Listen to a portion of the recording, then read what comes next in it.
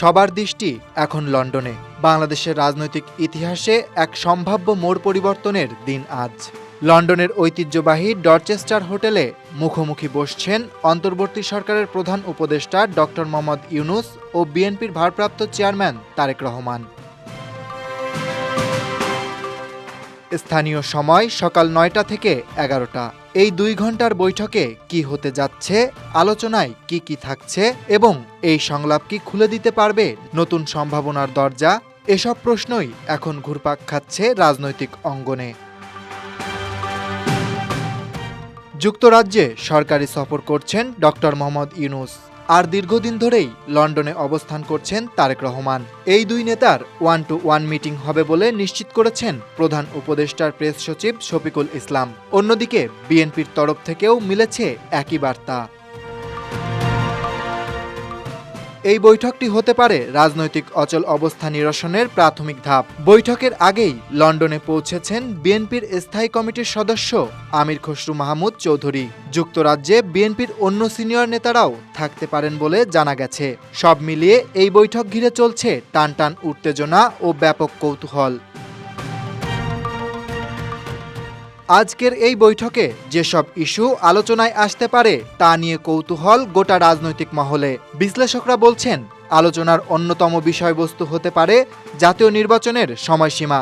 December ২০২৫ বনাম April ২০২৬ এই বিতর্কের মীমাংসা হতে পারে আজ। এছাড়া নির্বাচনকালীন সরকারের কাঠামো ও কর্তৃত্ব, জুলাই সংস্কার সনদে বাস্তবায়ন পদ্ধতি, সংঘর্ষ এড়িয়ে আলোচনার পরিবেশ তৈরির রোডম্যাপ এবং আলোচনায় থাকতে পারে আন্তর্জাতিক সম্প্রদায়ের আস্থা অর্জনের কৌশল। এই বৈঠকের ঠিক আগেই ঈদ উপলক্ষে বিএনপির নেতাদের সঙ্গে সাক্ষাতে খালেদা জিয়া একটি স্পষ্ট বার্তা দেন।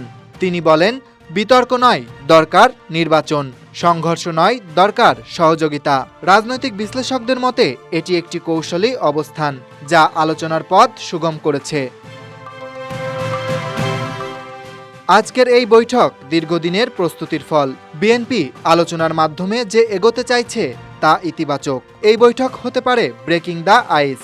বিপ্লবী ওয়ার্কার্স পার্টি বলছে, এপ্রিলের বদলে ডিসেম্বর থেকে ফেব্রুয়ারির মধ্যে নির্বাচন সম্ভব। কমিউনিস্ট পার্টি মনে করে, ইউনূস যদি ডিসেম্বরে নির্বাচন ঘোষণায় রাজি হন তবেই আলোচনা ফলপ্রসূ হবে।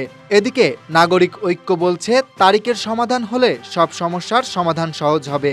ইসলামী আন্দোলন বাংলাদেশ বলছে, আলোচনা যেন হয় স্পষ্ট ও গঠনমূলক।